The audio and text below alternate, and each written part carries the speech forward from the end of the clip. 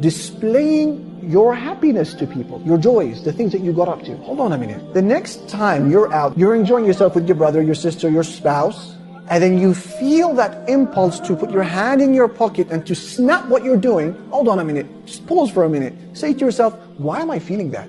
Why am I feeling the need to show people what I'm doing? Why am I feeling that? What made me feel that? Why is it that I need people to validate my happiness? Why do I need people to reassure me that I'm having a good time?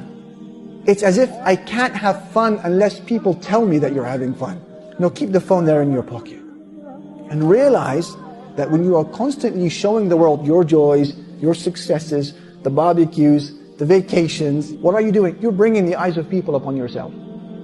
You are bringing their eyes upon you and your family and your money. And then you wonder why you have anxieties, why you're depressed, why your life is melting away before your very eyes.